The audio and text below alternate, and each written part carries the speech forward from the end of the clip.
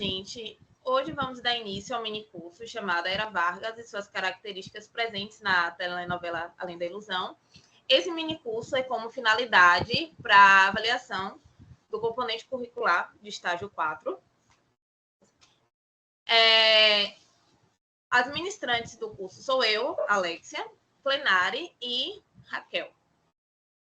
Em um primeiro momento, nós vamos trabalhar sobre o que foi a Era Vargas, vamos trazer um contexto, né, geral sobre o que foi esse momento.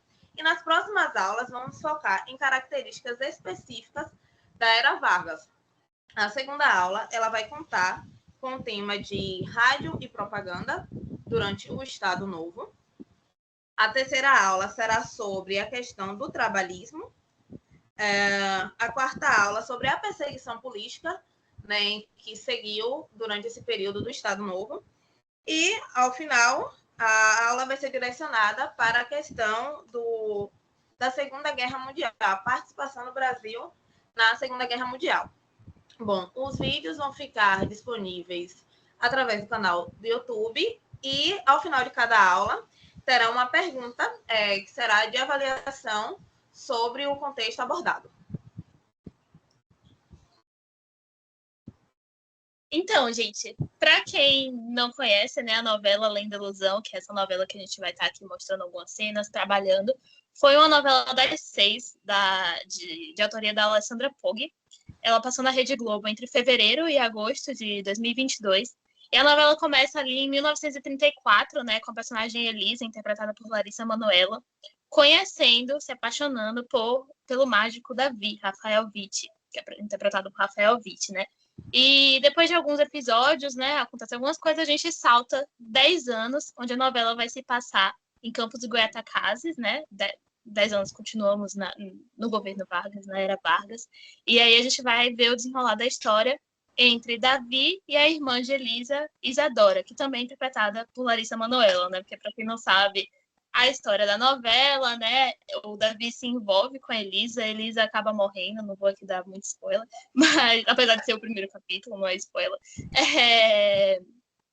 A Elisa acaba morrendo, o Davi acaba sendo preso pela morte dela, e 10 anos depois ele foge da cadeia e acaba se relacionando com a irmã dela, né? A Isadora. E aí, através de Além da Ilusão, a gente consegue ver, observar diversas características do governo Vargas. A gente tem, sobretudo, através ali da fábrica de tecidos da família da Isadora e da Elisa, né? Mas também pela participação na guerra, né? Porque no momento que está ali ocorrendo a Segunda Guerra Mundial, através de vários personagens, a gente tem até a representação da própria Darcy Vargas, a mulher de Getúlio Vargas, as relações, né, as formas de relações ali e diversos aspectos culturais que a gente vai vendo no decorrer das aulas, né, de acordo com os temas, como a Alexia colocou.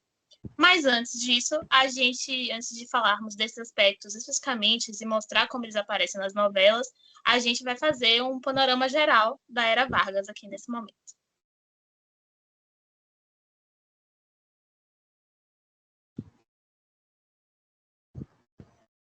Plenari, pode passar. Nessa primeira aula, assim como já foi dito, a gente vai estudar um pouco sobre a questão da Revolução de 30 e como se deu a Era Vargas. Para entender um pouco sobre como era a política daquela época, até chegar nas eleições de 1930, a gente precisa saber como era a política do café com leite, né?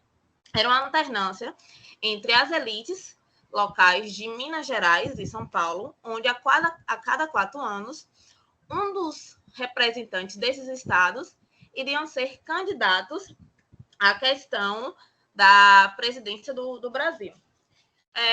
Em 1926, Washington Luiz ele foi eleito como presidente do Brasil e, a partir de 1929, ele teria que indicar, né, quem seria seu sucessor ao cargo. Washington Luiz ele era o presidente do estado de São Paulo, ou seja, então ele estava no cargo de presidente do Brasil, representando São Paulo. Na próxima eleição, que seria a eleição de 1930, Washington Luiz ele teria que indicar um mineiro ao cargo. Então, nesse momento, Washington Luiz ele começou como posso dizer, a protelar a indicação de que seria seu sucessor. Lembrando que a importância do presidente indicar quem seria o seu sucessor estaria relacionado porque teria apoio dos outros principais estágios. E isso fazia com que fosse impossível o candidato presente da política do café com leite, né, dessa alternância, ele perdesse. Bom, o Washington Luiz, como eu havia falado, ele ficou adiando, enquanto pôde, o prazo para estar indicando o seu sucessor. A comunicação de quem iria ser o próximo presidente do Brasil, de acordo com a indicação de Washington Luiz, ela veio inicialmente em 1829, em 28, corrigindo, quando, durante a inauguração de uma estrada que iria ligar São Paulo e Rio de Janeiro, num palanque estava presente os outros membros dos outros estados, principalmente Antônio Carlos de Andrada, que possivelmente seria aquele que seria indicado, né, por Washington Luiz ao seu sucessor. Mas durante seu discurso, o Washington Luiz ele vai saudar Júlio Prestes, que era presidente de São Paulo, como, entre aspas, o futuro presidente do Brasil. Naquele momento, Antônio Carlos ele ficou chocado, né, com a indicação, porque eles estavam na esperança de que o Washington Luiz indicasse o mineiro. Então, ele manteve sua postura durante toda a inauguração, o comício, retornou para Belo Horizonte e começou a conspirar com os mineiros sobre essa atitude de Washington Luiz. Bom, quando em 1929, aí sim que vem a questão da oficialização dessa indicação de Júlio Prestes ao cargo de presidência do Brasil. Sendo assim, Antônio Carlos ele vai mandar avisar em que os mineiros já estavam comprometidos com outros membros e que esses membros eram de oposição. É a partir desse momento em que vai formar a questão de um novo alinhamento de forças regionais, conhecido como a Aliança Liberal. A Aliança Liberal era a junta de Minas Gerais, Rio Grande do Sul e Paraíba. Essa chapa de oposição iria trazer como candidato à presidência do Brasil, Getúlio Vargas, que era presidente do estado do Rio Grande do Sul, e como candidato a vice-presidente, João Pessoa. A questão da Aliança Liberal, eles tinham uma ideologia de que iria abrigar um amplo leque de dissidências, né? Que, como posso dizer, iria mudar a questão da forma de fazer política no Brasil. E eles iriam estar ligados às questões das causas sociais. Essa questão ela ia exprimir o impulso para a indústria, trazer a incorporação de novos setores, né, sociais do Brasil para estar participando politicamente da vida ativa desse momento republicano. Então, quando vai chegar no segundo semestre de 1929, a Aliança Liberal ela vai lançar a questão da sua campanha com o intuito de estar conquistando esse eleitorado brasileiro. Bom, vamos lembrar que, nesse momento, quem é que votava no Brasil? Quem é que tinha o direito de votar e participar das eleições? Era o brasileiro, adulto e alfabetizado, que só correspondia a uma estimativa de 5,6% da população brasileira naquele momento.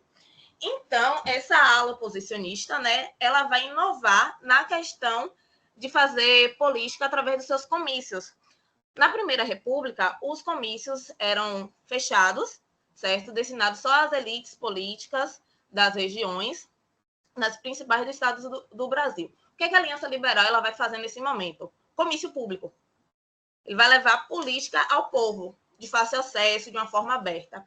Então, o comício de apresentação dessa plataforma, ela vai ser em janeiro de 1930, no Rio de Janeiro, na praça da Esplanada do Castelo, e vai contar como principal orador o candidato à presidência da República, Getúlio Vargas.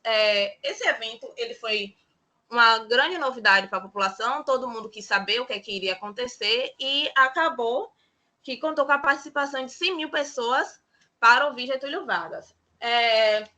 Mesmo com todo esse esforço de estar chegando próximo ao povo, estar mudando essa forma de política, não havia chances para a vitória nas urnas, porque, assim, Júlio Prestes ele foi candidato de Washington Luiz.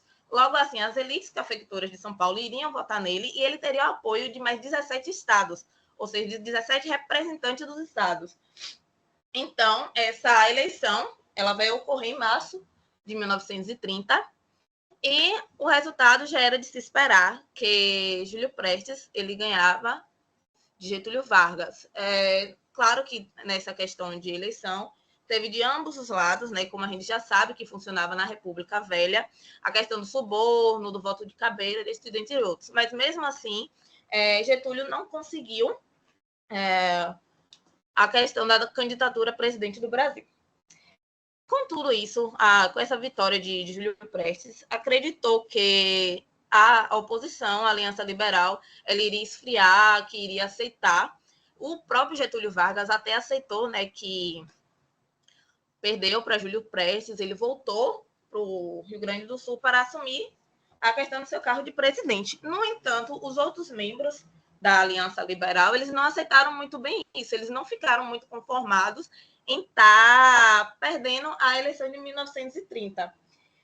Então, houve uma aproximação, né, uma junta de jovens oficiais com os tenentes para estar fazendo um levante armado. E essa questão dessa aproximação ela foi tão forte que ela se tornou letal para o governo de Washington Luiz naqueles finalzinho de governo.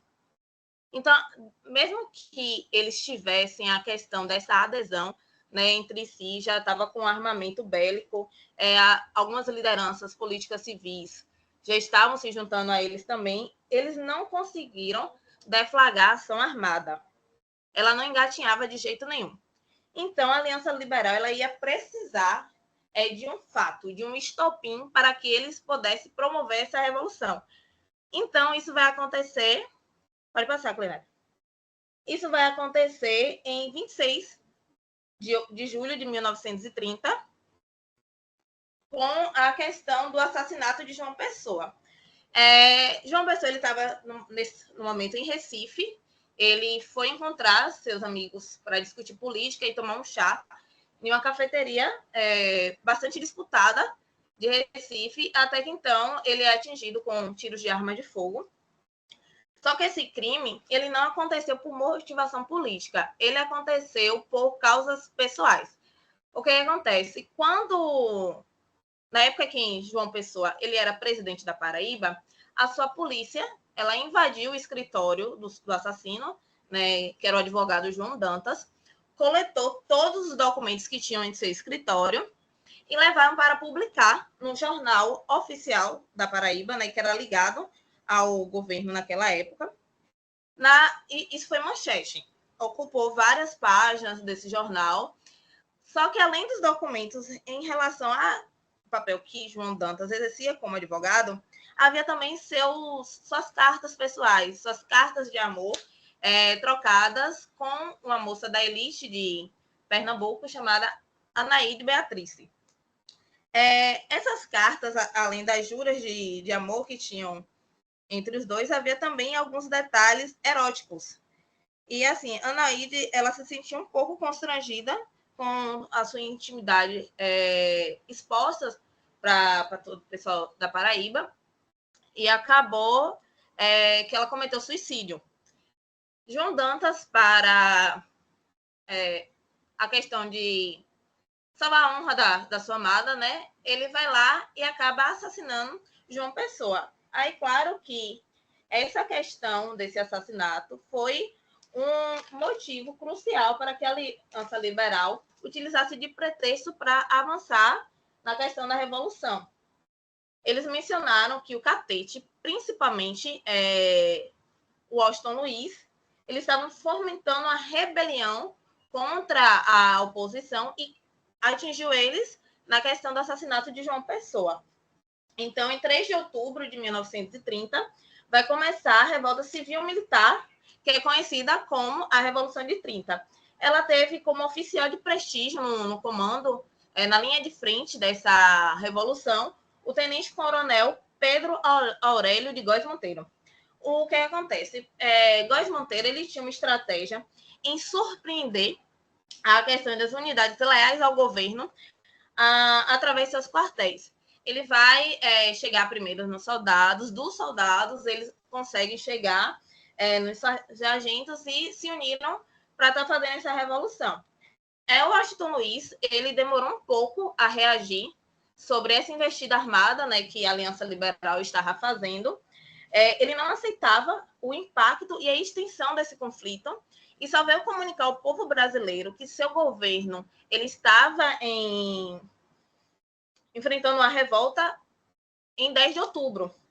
Então, quando foi no dia 24 de outubro, ele foi deposto pelos agentes da Aliança Liberal e quando em 3 de novembro, uma junta governativa provisória, que era formada naquela época por 2 generais e um contra-almirante, vai entregar o poder a Getúlio Vargas e aí vai começar a questão do governo provisório. Vai passar, Clenária. Nesse governo provisório, a partir do momento que Getúlio Vargas ele assume, o executivo ele vai ter plenos poderes e passava a ter condições para promover uma radical intervenção no sistema político da época. Mas o que foi essa questão dessas mudanças? Qual foram os primeiros passos? O Congresso Nacional, as Assembleias Legislativas estaduais e municipais foram dissolvidas, os membros dos cargos públicos que foram entregues durante a Primeira República, eles vão perder seus cargos. Os presidentes dos estados, eles foram substituídos por interventores e houve a censura da imprensa de oposição. Em primeiro momento, Vargas, que não era besta nem nada, ele não queria perder a questão da sua vitória, né, naquele momento. Ele não tinha intenção de convocar para as eleições regionais presidenciais, porque ele sabia que naquele momento da Revolução, as elites de São Paulo ainda estavam com muito poder na época. Então, o que ele vai fazer? Ele vai institucionalizar uma nova ordem, ele vai transformar o sistema político e vai consolidar um amplo programa de reformas sociais, políticas e administrativas. Dentre dessas reformas, a que Vargas vai se destacar é na questão da política trabalhista. Essa política de Vargas, ela se dividiu em duas partes. Em primeiro, ele vai criar as leis de proteção ao trabalhador, a questão da criação da carteira de trabalho, lei de férias, a questão da jornada de 8 horas de trabalho e o direito à pensão e aposentadoria. Mas, por outro lado, Vargas ele reprimiu, né, qualquer esforço de organização dos trabalhadores que estava fora do alcance do Estado. O sindicato, nesse momento, ele vai perder sua autonomia, né? Ele vai passar a ser um sindicato corporativo,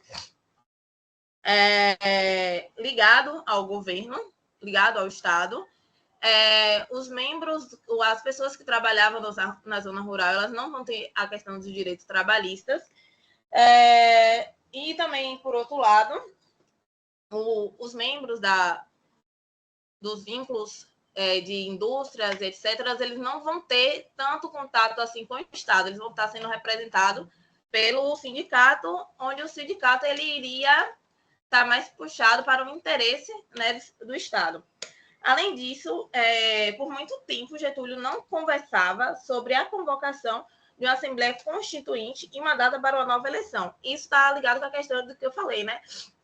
Porque naquele momento assim, inicial do seu governo provisório, as elites cafeicultoras de São Paulo ainda tinham bastante poder. Então, o que ele vai fazer? A partir de 1932, ele vai criar o Código Eleitoral, que era moderno e democrático, e junto a ele vai criar a Justiça Eleitoral, que adotava a questão do voto secreto. Esse conjunto de medidas adotadas por Vargas, ele vai romper com o sistema de fraudes que vinha desde da Primeira República. Pode passar, Cleão. Mas essa questão da popularidade de Vargas, dessa questão de expertise dele, né, não vai durar muito tempo. As elites elas estavam insatisfeitas com a questão de não ter convocado uma Assembleia Constituinte. E nesse momento, até as forças que estavam apoiando Getúlio Vargas, que era Minas Gerais e o Rio Grande do Sul, eles estavam um pouco satisfeitos com esse posicionamento de Vargas. Eles acreditavam que o governo ele tinha a intenção de estender a questão do governo provisório. Então, com isso, junto a São Paulo, que naquele momento era seu maior inimigo, né, de Getúlio Vargas, ele vai se juntar com Minas, Rio Grande do Sul e alguns outros estados que estavam descontentes e vai fazer a Liga Pró-Constituinte. Durante esse ano de 1932, essas políticas estaduais, regionais, elas chegaram a entendimento em torno de uma pauta comum que iriam exigir a convocação de imediata Assembleia Constituinte. E nesse meio tempo, São Paulo ele estava na intenção de que ele iria retomar ao poder, né, da questão da política do café com leite.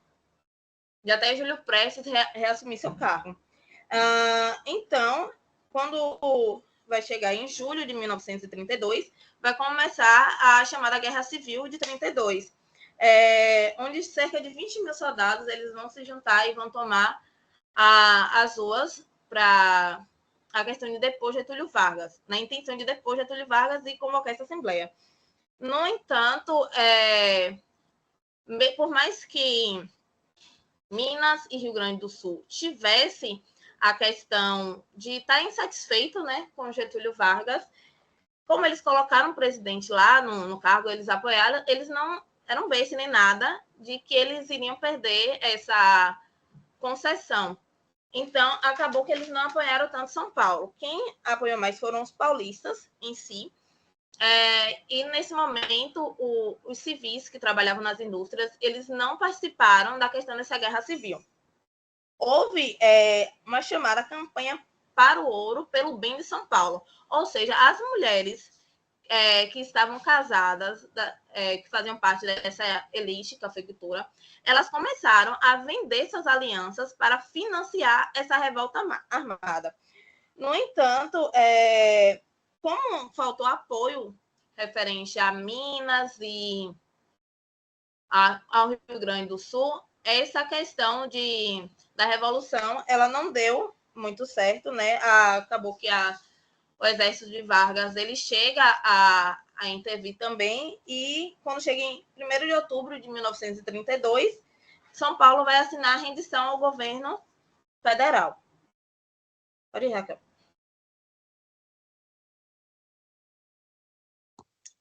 Então, e aí, né, sobre essa pressão, Vargas, ele resolve instituir a Assembleia Constituinte, né? O governo constitucional, ou constitucionalista, como ficou conhecido, ele começa quando, né, como o nome diz, Getúlio Vargas promulga em 1934 a Constituição que ele vinha prometendo.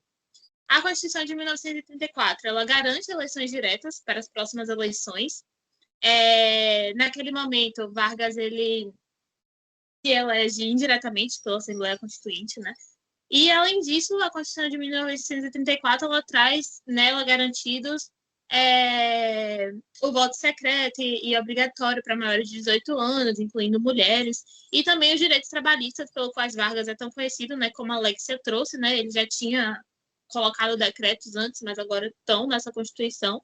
Entre eles, né, a instituição do salário mínimo, a jornada de trabalho de 8 horas, o descanso semanal, férias anuais remuneradas, indenização por dispensa sem justa causa, proibição do trabalho infantil, proibição da diferença de salário para o mesmo trabalho por motivo de idade, sexo, nacionalidade ou estado civil, e a autonomia dos sindicatos. Essa parte, inclusive, é muito importante para o restante do curso, porque a gente vai ver isso aparecendo muito durante a novela.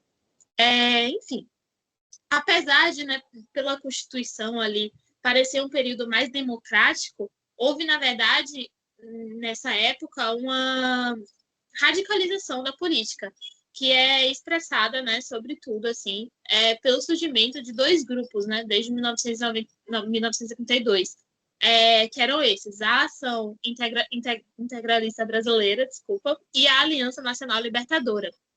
A Ação Integralista Brasileira, ela foi um movimento de extrema direita, ela vai surgir ali em São Paulo em 1932, né, no período da Revolução Constitucionalista, que a Alexa comentou, e o seu líder era Plínio Salgado.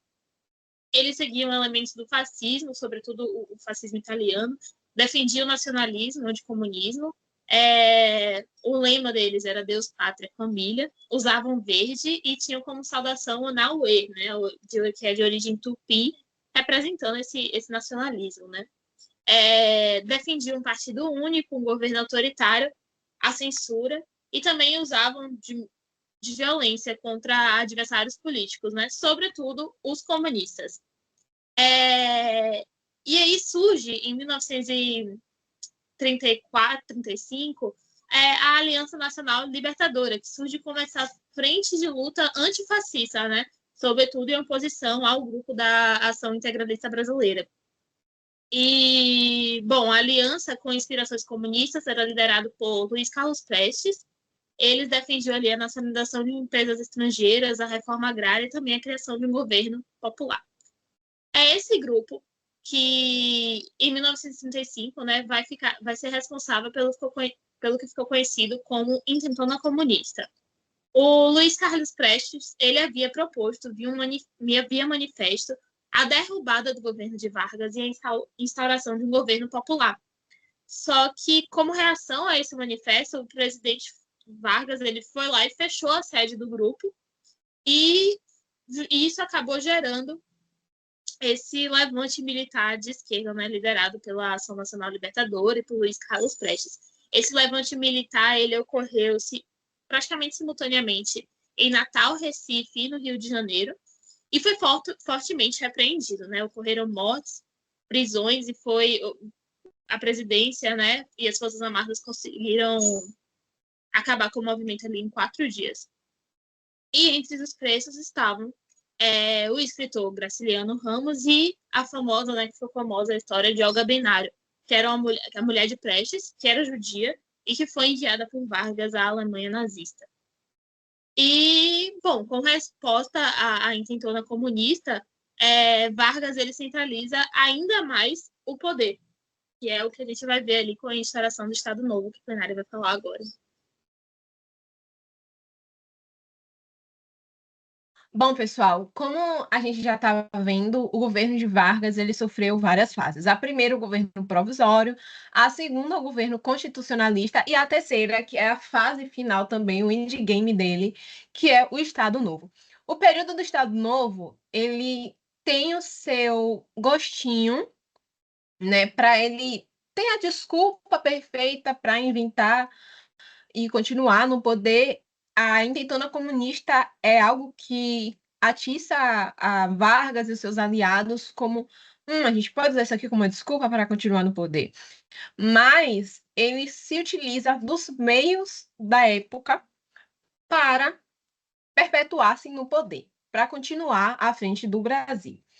E qual é a medida que ele encontra? O medo do comunismo, né, o fantasma do comunismo de continuar no Brasil, de eles assumirem o poder, enfim, acabarem com o país.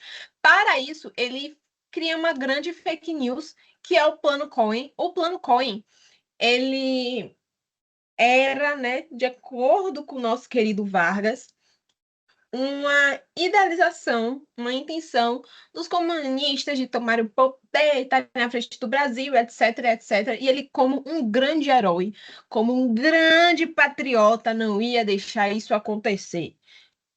Na verdade, ele queria ficar mais tempo no poder porque estava chegando nas eleições de 1938, o gato queria continuar mandando e desmandando aqui. Por isso, ele, juntamente com seu grupo político, bolaram o Plano Cohen. Dito isso, a gente tem o processo da implantação da ditadura do Estado Novo. Porque, pessoal, essa fase final do governo de Vargas foi uma ditadura. É importante a gente deixar isso claro. Ocorreu perseguição política, institucionalização de várias outras coisas, fechamento de congresso, enfim, foi o puro suco do caos. Então, com isso, ele trouxe o fechamento do Congresso, a Constituição vigente ela foi revogada, os estados eles passaram a ser governados por intentores da confiança de Vargas, ou seja, o estado da Bahia, São Paulo, Pernambuco não tinha autonomia de escolher quem estaria à frente. Quem iria escolher isso era Vargas, e isso, obviamente, favorecia ele, porque só estaria no poder aqueles que fossem de sua confiança. Enfim, uma característica extremamente marcante do governo de Vargas é a propaganda. O homem era o grande marqueteiro. Ah, porque não sei quem isso, ah, porque não sei quem aquilo. E vocês esquecem de tentar combater o maior marqueteiro do Brasil, que foi Getúlio Vargas. Não tem jeito. Ah, pode vir Bruno Reis, pode vir Geraldo Júnior, pode vir quem for. Não existiu maior marqueteiro que esse homem. E a gente vai entender o porquê. Vargas, no seu governo, criou o DIP, que é o Departamento de Imprensa e Propaganda. Esse órgão, ele era um órgão estatal para regulamentar, né? O nome já diz, imprensa e propaganda. Em cima disso, ele foi criando o seu imaginário. O que é que ele desejava que as pessoas pensassem dele? Que ele era um bom presidente, que ele era um bom político e que o Brasil estava unido em prol do país. Em torno desses pontos, ele cria um órgão que regulamentasse isso. E isso, obviamente, favorece ele. Por quê? Todo político, independente dele ser Getúlio Vargas, independente dele ser atual presidente do Brasil, Lula, Bolsonaro, Dilma, Bruno Reis, Geraldo Júnior, Jerônimo Rodrigues, ele quer passar uma imagem para o povo. E uma das maneiras de se passar essa imagem para o povo é com a propaganda. A propaganda é a forma de que você consegue chegar de uma maneira mais fácil à população. Porque, apesar de hoje, pessoal, a gente não ter tão forte assim a televisão, a gente tem a televisão, sim, ainda como um meio de comunicação muito importante, mas a gente ter outros meios, ela é a forma mais fácil de você conseguir contato com o povo. E voltando para o contexto de Vargas, a gente tinha como principal meio de comunicação a rádio. E além da rádio, a gente não tinha internet, como a gente tem hoje, não tinha o TikTok, não tinha Instagram, não tinha o Facebook. Então, qual era o principal meio também de comunicação para eles utilizassem isso? Propagandas em formatos de posters, e em revistas, e enfim. E dentro desse aspecto de comunicação na era Vargas, a gente tem a rádio. Inclusive, isso vai ser tratado depois. Alô, alô, Campos, que era a rádio da novela. E nesse quesito de propaganda, a rádio ela foi muito utilizada. O governo Vargas criou um programa Hora do Brasil, em que era obrigado ser transmitido em todas as rádios do país, independente do estado, independente se gostasse ou não dele, era obrigado que esse programa passasse em todas as rádios do país. Bom, já em outros quesitos de economia e de política, a gente tem um cara que defende o café. Em que sentido? Ele adotou uma visão de defesa do café e o seu plantio, tomando medidas para valorizar o produto, como proibir o plantio por alguns anos de novas mudas, queimar, não sei se vocês já viram o pessoal fazendo o meme de Vargas com o hino do Botafogo, Botafogo, Botafogo, campeão. Já vi vários aí na internet. Enquanto isso, ele também incentivou a produção de outros produtos como frutas. Um outro ponto importante, pessoal, é a criação de dois órgãos que são relevantes para o período. E eles têm relevância até hoje na nossa história, que é a CSN, que é a Companhia Siderúrgica Nacional, e a Companhia do Vale do Rio Doce. Essas companhias, elas fazem parte, né, do incentivo à produção industrial que ocorreu durante a época de Vargas. Essa questão de indústria, a gente vê bastante na novela com a tecelagem tropical. Bom, em meio a todo esse cenário, ocorreu a migração do campo para a cidade, especialmente por questão da indústria. Esse quesito de industrialização no nosso país, de incentivo às indústrias, fez com que ocorresse um êxodo rural, as pessoas fossem, né, para as cidades em busca de melhores condições de vida. Um outro aspecto interessante sobre a industrialização é que perto das indústrias costumavam existir as vilas operárias, que era onde os trabalhadores moravam com suas famílias. Isso também aparece na novela, tá?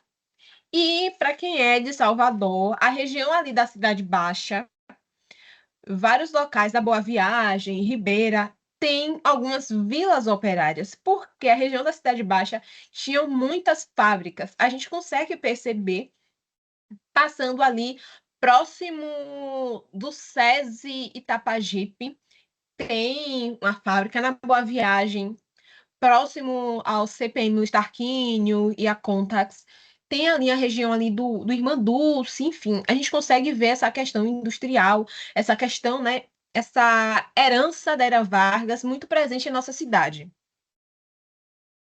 Eita, erros em Paris, galera, tudo bom? Agora foi. Como eu falei para vocês, o homem ele era um grande marqueteiro. Em meio à questão trabalhista, que a gente vai detalhar nas próximas aulas, ele enxergou nisso uma oportunidade para se sair. Ele soube articular muito bem os seus desejos como presidente e os desejos da população. Obviamente, não para ajudar a população, mas para ajudar ele mesmo. De que forma? Em meio à questão do trabalhismo, que foi o movimento dos trabalhadores por melhores condições de trabalho, ele viu uma oportunidade de se consagrar como um grande pai da nação, do trabalhador brasileiro. E foi nesse contexto em que ele trouxe alguns direitos, algumas garantias que hoje nós ainda colhemos. E essa sigla aí, que é muito conhecida, hoje ganha várias variações, CLT Premium, Premium Plus, enfim, que é a CLT. CLT é a sigla para consolidação das leis de trabalho, em que foi garantido ao trabalhador urbano, porque o rural foi esquecido, os direitos dos trabalhadores rurais foram garantidos anos depois do governo de Vargas, tá? O trabalhador urbano, ele teria 8 horas de trabalho diário, descanso remunerado, entre outras coisas. O governo, nessa questão, ele ficou como um intermediador, né, uma ponte, melhor dizendo, entre o trabalhador e o empregador, em que tanto o trabalhador quanto o empregador teriam os direitos, os seus deveres e o seu papel ali no contexto da CLT. E uma expressão que é muito conhecida da gente é a cobra vai fumar. De onde é que veio essa a cobra vai fumar? Veio da participação do Brasil na Segunda Guerra Mundial. Os uniformes brasileiros, eles tinham um escudo, não seria bem escudo, um símbolo, né? Em que tinha o nome Brasil e tinha a cobra fumando, daí que veio essa expressão. Esses uniformes, eles foram utilizados por brasileiros que participaram da Segunda Guerra Mundial. E, nesse contexto de Segunda Guerra, inicialmente o governo não adotou nenhum lado, mas a partir de 1941 passou a ter um apoio claro aos Estados Unidos e os aliados, o que beneficiou o governo, passando a receber financiamento para a construção da CSN. Essa posição não agradou nazistas, que afundaram alguns navios brasileiros, e isso fez com que o Brasil entrasse na guerra em 1942. A entrada do Brasil na guerra, ela foi do lado dos Estados Unidos e tem seus desdobramentos que a gente vai ver em breve. Veio aí o fim do governo Vargas, o fim do Estado Novo foi chegando e o homem foi percebendo que tinha uma galera que não estava afim que ele continuasse no governo, foi percebendo vários movimentos contrários a ele. Para isso, ele antecipou a abertura política democrática com eleições presidenciais em dezembro de 1945, em que concorreram o general Eurico Gaspar Dutra, do PSD, o Partido Social Democrático, o brigadeiro Eduardo Gomes, pela União Nacional Democrática. E, inclusive, sabe esse docinho aí que a gente gosta horrores, o docinho mais popular do Brasil, o brigadeiro, veio desse contexto aqui. E Edo Fiuza pelo PCB, que é o Partido Comunista Brasileiro. Quem o homem apoiou, quem Getúlio Vargas apoiou, foi Eurico Gaspar Dutra. Mas ele estava ali um negócio meio duas caras. Por quê? Ao mesmo tempo que ele apoiava um candidato à eleição, que foi Dutra, ele apoiava o queremismo, que era um movimento que desejava, que queria que Getúlio Vargas continuasse no poder. Mas, contudo, porém, todavia, no entanto, ele precisou dizer tchau. E o que foi esse tchau? Ele renunciou ao cargo e após mais de 10 anos, após tudo isso que vocês viram na aula de hoje, um governo dividido em três partes, ditadura, perseguição, as mulheres podendo votar, etc, etc, etc. O governo de Vargas chega ao fim e quem ele elege é o seu candidato Dutra. Depois ele faz um comeback, mas isso é assunto para um próximo mini curso. Bom, e aí a gente quer saber de vocês. Vocês já assistiram a novela? Se sim, quais desses pontos que nós falamos ao longo da aula você identificou ao longo dos mais de 3 meses de novela, de exibição, ao longo da trama? Se não assistiu, fique tranquilo, isso não vai te prejudicar aqui no mini curso, afinal, é essa a nossa intenção, trazer os aspectos da Era Vargas e da novela, e continue acompanhando as próximas aulas. Até! Até mais. Até mais!